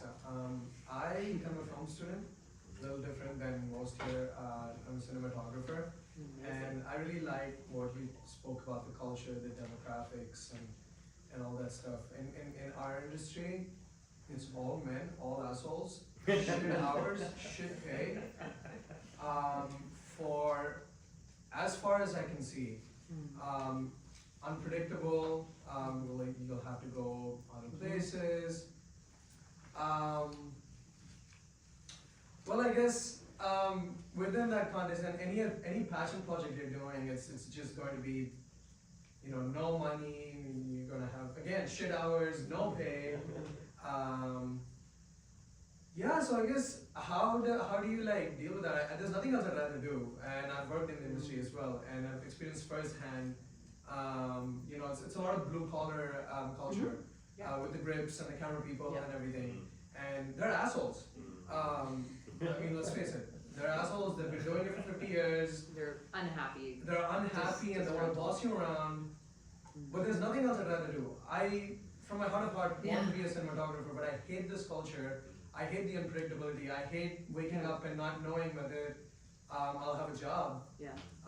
So what is your advice for Yeah, something like that's that? actually a really great point. My first thing, not being an artist, that I would say to you is like, can you not do it? No. Yeah.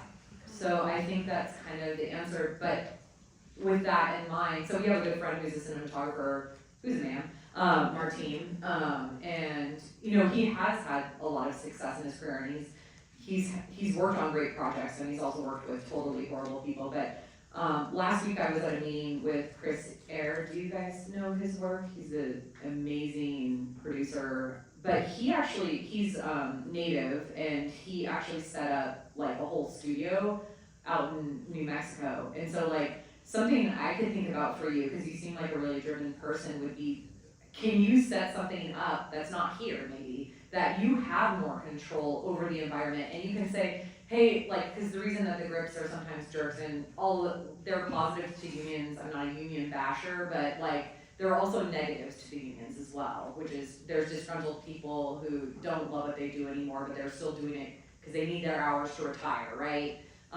So my thought would be, like, if I were in the same situation as you, I would be like, where else can I go? Like, you don't have to make things here, it's actually sadly not financially advantageous anymore. Is there somewhere else you can go that you control the culture?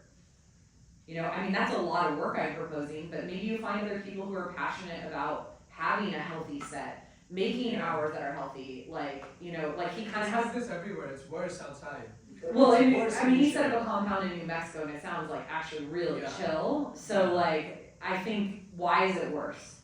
You know, asking the questions of how do you break something that's already broken, and then rebuild it would be where I would go if I couldn't do anything but that, which is what I see in you.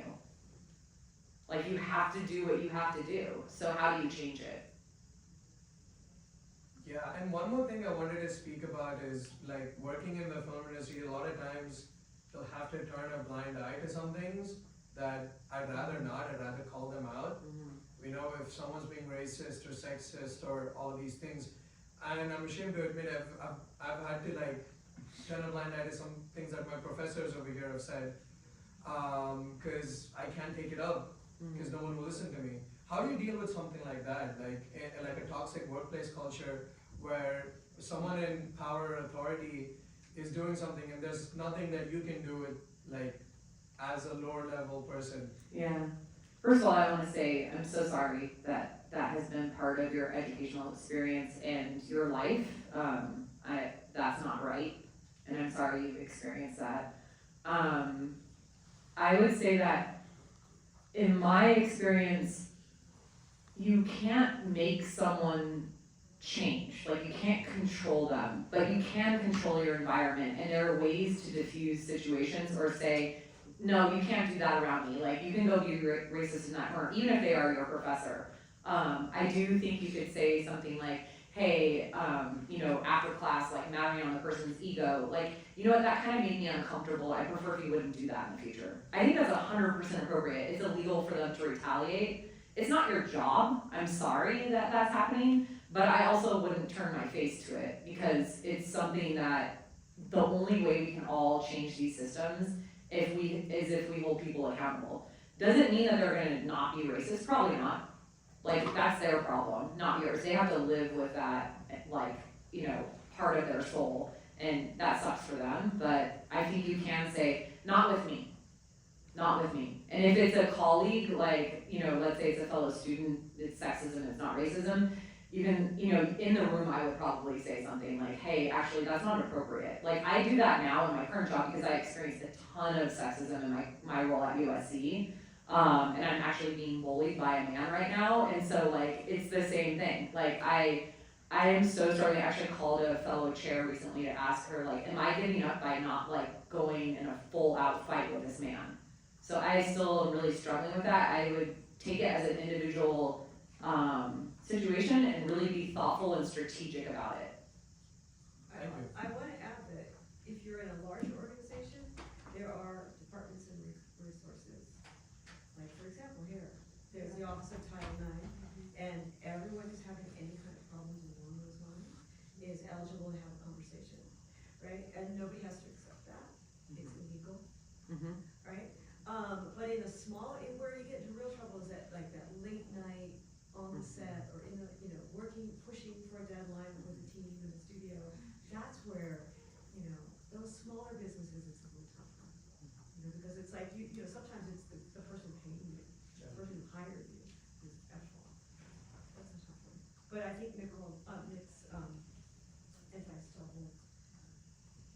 so I know sometimes people feel uncomfortable with the resources, which I've experienced that too, but that's a really good, I should have said that initially, sorry. But no problem. We just have, it's not necessarily part of the art culture, but I think we all have that in place now. It's no longer has to be talked about. And you should not feel a problem with using resources that the institution set up for this exact reason. Sorry for being a Debbie Downer. No. You're good. Actually, Yeah. the positive side of This is neat, this is real, like, meat of a conversation. One of the things that we really love about our business, owning our business, is the culture that we're able to influence and create. And that is honestly really the joy of going to work every day. Like, we came from the office just today, and it's just so nice to be around people that are kind, respectful, and we got to pick those people and put them in a group together. And so you can, maybe that's your journey, is that, you know what, go find that team that you feel like has those kinds of values. You know? And maybe set them up with like leadership training so that if you keep them as your core group and you go around, like a leadership book that I really recommend to everyone who maybe wants to own their own businesses, from Brene Brown, Dare to Lead.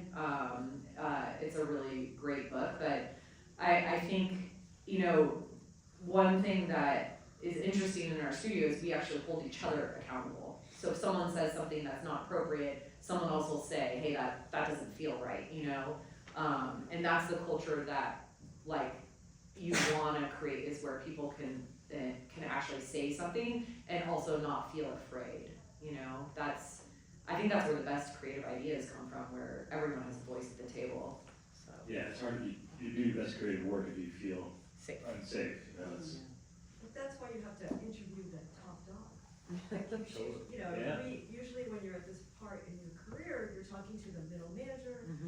You know, but you have to understand what that person, I would used to tell people, like, I couldn't work in entertainment because those people were nuts. They worked till midnight. And I would find that they didn't have children, right? Some of them didn't have relationships. So you really have to notice it. If there's a kitchen in their studio and there's a pillow furniture, that means you are never going home. These are clues, you know? I think that also applies to startup space. It's very much like a rise and grind is what they say. It's ridiculous, but A shower in the office, right, Alejandro? You're like, wait a minute. I want to go home and watch Papa's Burgers. I don't know about you. So, yeah. Do we have, did you have a question? I thought I saw a question in the corner. Yeah.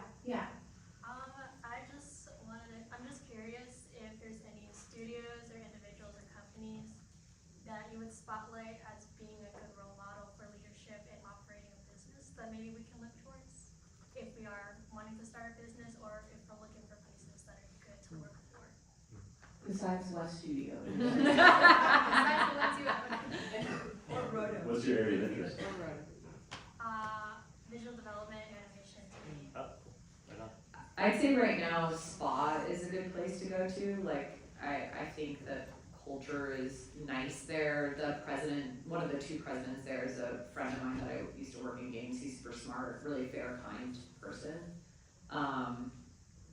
Yeah, I'd say like of the animation studios, I think it's also worth looking at the smaller ones, like Steamroller Animation, it's in Florida.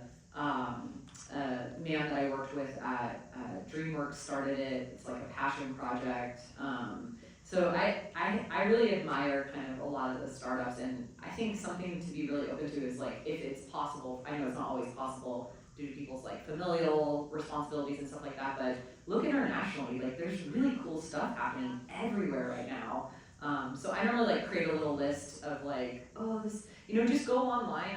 I know LinkedIn is kind of whatever, but like go to Steamroller, see like who those owners are following, like find a small business you think looks cool, their ethos is nice, and then go start finding out who they follow and add it to like all the studios you follow on LinkedIn. And then you kind of have a little roadmap of other options than the big studios. Because I think we can see right now it's like a big fish eating a slightly bigger fish. And you know, I'm concerned for that career path for a lot of people. Yeah, I'll have to. Oh, sorry. Go ahead. I was just gonna say, it's like a little mini research project for you, you know, and I think if you keep digging, you'll find out, you know, what they're about, their culture. That's actually a great question. I'll have to make notes on that in the index. But team culture, the first one that came to mind is Bo Bob Studios in the Bay Area. Marine fan. I haven't actually talked to her, but I've heard a lot of really nice things about her leadership style. I would reach out to her if you haven't. Reach out to the studio and see what they're about. There's a few others, but they're too small right now and they're all pre-seed, so they don't have any funding. But that's a really good question though too. I like that these questions are being asked about boundaries. That's what I'm hearing the theme of today is that basically no one wants to put up with any more crap, you know your worth, right? And you're not gonna put up with anything like, you know that business, there's two wolves inside you, both are gonna come out right now. But I think that's really good questions to being asked though, because it's about boundaries and knowing your worth and just like, look, this is a business, we're here because we love it, there's no reason for anybody to be abrasive at all. Like, well, let's just go do the thing that we love and go home and be with our families. Great, all right, and with that, thank you so much to the panel. And